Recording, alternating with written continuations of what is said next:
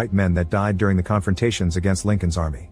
Unfortunately, they don't have any provisions for him to take, but in the distance, Peter can see the ships and hear the cannons that indicate Lincoln's men are near. Excited at the thought of finally reaching freedom, Peter begins running again, but suddenly a horse appears by his side and he's pushed to the ground with a few hits.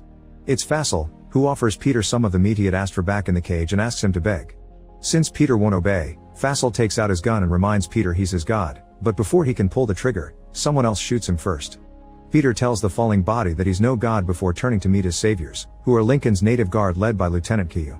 Peter's body finally gives in to exhaustion and hunger, so the soldiers take him to the infirmary tent on their camp in Baton Rouge. Because his leg wound is infected, the nun nurse makes Peter wheeze, and for a few days Peter does nothing but dream about his family. Once Peter is feeling better, he sees one of the soldiers to get his new papers as a free man, although he has to make up some information he doesn't know, like his age.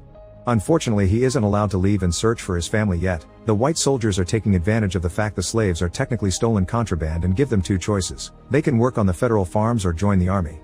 Peter refuses to keep following orders, but when the soldier points out that joining the army can help him rescue his family and be free for good, Peter accepts to join. Afterward, Peter discovers the army has found Gordon too, and he's hurting but alive.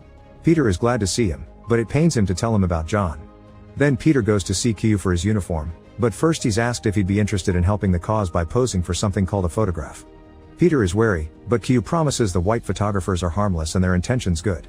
It turns out these men are taking pictures of the reality behind slavery to let the world know, and Peter agrees to show his bare back to the camera, exposing the scars of hundreds of whippings.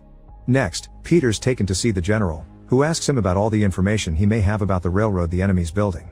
After Peter shares all the intel he has, the general stares at his picture and points out that those scars equal disobedience, which isn't a good quality to have in the army. Q tries to take Peter away, but Peter defends himself anyway,